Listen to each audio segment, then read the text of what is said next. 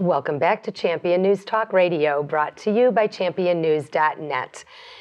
This is Carol Parisi, and Jack Roeser and myself today are talking to Peter Breen. And during the break,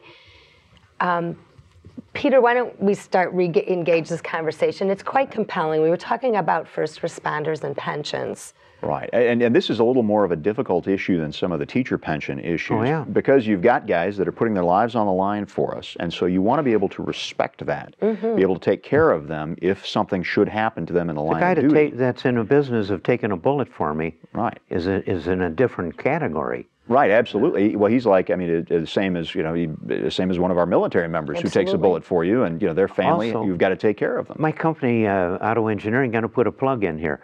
We make two-way communication equipment for firemen and policemen and aviators and stuff like that, where it's really got to work. We've got a speaker mic that we make for the firemen, and there's one of them in a frame in our entrance. That has obviously got melded up a bit and scorched, and we got the letter from a fireman that said that the radio was inside his fire suit and protected from the extreme heat, but his speaker mic that he talks to the outside with was on the outside, and it really looks bad, but it was still working. And he says the quality of your speaker mic has saved my life. Thanks. Otto, expect excellence. That's my company. Yeah. Yes. Okay. But you know something, you were saying firemen. You know something, I'm not going to be walking into a fire. I mean, now think about those firemen that go ahead and sacrifice their lives, their families, their wives and children at home. How do they make sure that they get provided for? I think the trouble with the pension thing, and the evil pension that I'm militant about, that's caused the bankrupting of the state, is the education people. It isn't the teachers themselves. It's their stinking union that has bankrupted Illinois, and we can get into that again. Well, but as you were saying about '98, when they shifted the cost to the state, it got so outrun from paying for it locally that the fire and police can still, as you said, handle it locally, although it's getting to where there are abuses in that too. But you could make improvements in this thing in their pensions, and I'm not an expert on it, and they are. But it does occur to me, experience with the pensions with the state employees, that there are extreme examples there of the people getting $200,000, $300,000, and $400,000 a year pensions, and of course we got to stop that crap.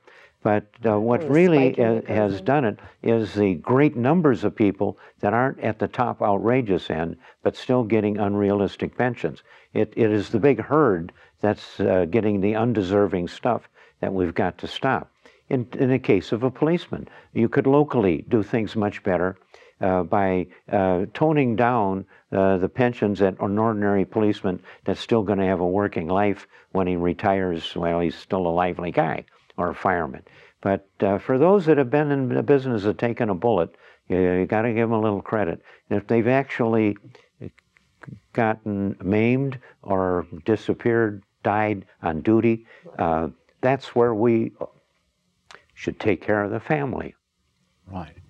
Take care of it large. I'm getting a little emotional because that's a big thing, and involves integrity and bravery, and we should improve the system for those that actually suffered the most would get the best pension.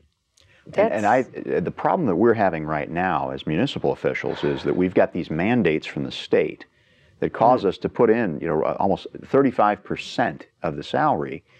If you as a private employer had 35% to play with, you would design an incredible pension system. Peter, and the system we've got from the state is not good enough. Mandate from state. What I'm hearing is policymakers are putting pressure on these townships and villages to do this. The General Assembly guys vote for these mandates, which then the townships and the municipalities have to pay for.